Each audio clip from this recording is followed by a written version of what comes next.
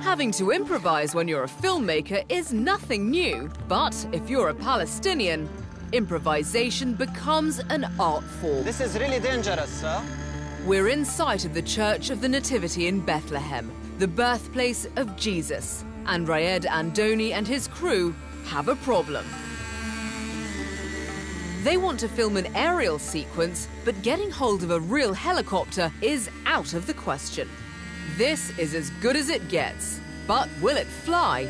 And more pertinently, will the Israeli authorities let it fly? Do you think they might think that that's a weapon of some sort and shoot it down? That depends on which area will be. Like, we are trying to be a little bit far away from them, maybe around 500 meters away from them, but I hope not. I hope they will not shoot it. If he can finally manage to get it off the ground, he'll alert the Israeli authorities. Yet, from long and bitter experience, he doesn't expect a sympathetic hearing. Do you get harassed by them? Lately, no. Like, I got arrested, and like most of the Palestinians, I spent some time in jail during the first Intifada, and before the first Intifada in '85, I spent 1 year in jail. And during the Intifada, I was arrested maybe 20, 30 times, each time for 1-2 days. But this is something very normal in Palestine because 40% of the male population in Palestine experience the Israeli jail. In every way here, the story of one is the story of many. How the division between Israelis and Palestinians, real and symbolic, governs every facet of life, including filmmaking.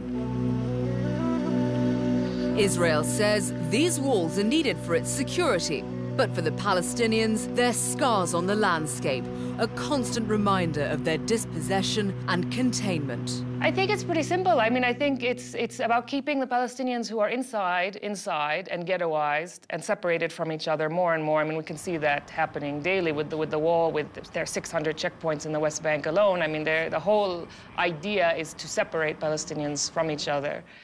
And that includes keeping those who are out. Annemarie Jacir is a Palestinian filmmaker who's kept out. An American citizen barred from entry and forced to live in exile in Jordan. I'm in Jordan because I can't go back to Palestine, so I'm waiting to go back. I mean, in Jordan, I can see Palestine from here. How do you feel when you stand there and look towards it? It's incredibly frustrating. It kills me. In the West Bank city of Ramallah, there's a degree of normality that belies what many say is an acute sense of social dislocation. There's just one cinema, and it's well patronized, with a diet of mainly Arabic, mainstream fare.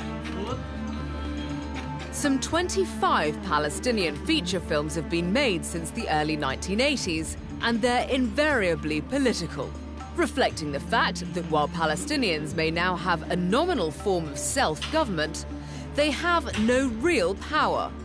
You have a population that is humiliated daily in every aspect of their lives. That has psychological effects.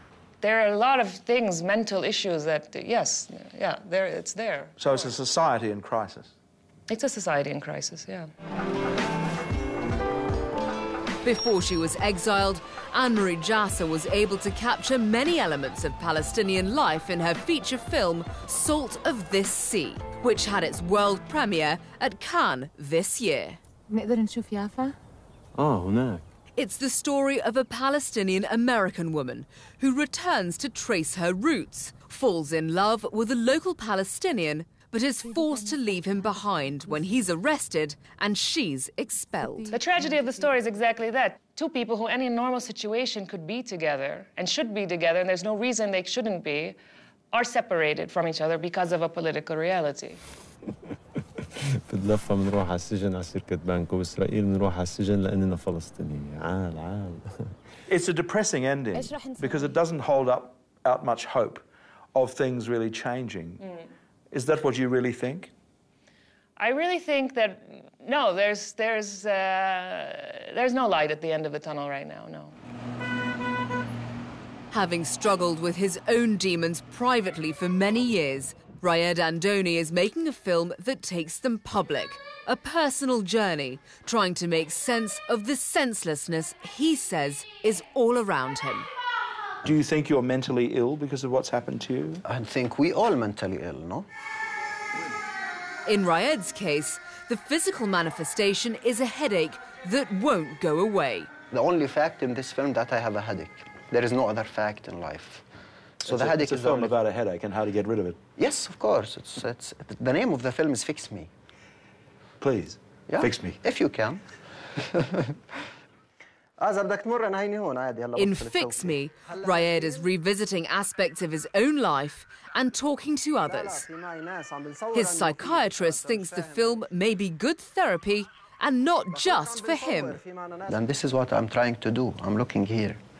So it's a personal issue, and I hope Palestinians will find connection to such a film.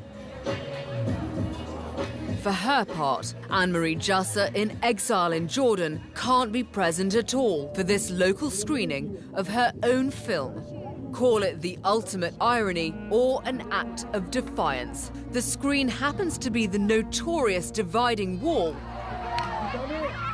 The audience, refugees in their own country. We've seen recently the Israeli government making gestures towards the Palestinians. But do you really believe that within the present framework there can be a lasting peace here? Within the present framework, no. It's a very, basic issue, which is that there's a system of apartheid that needs to end.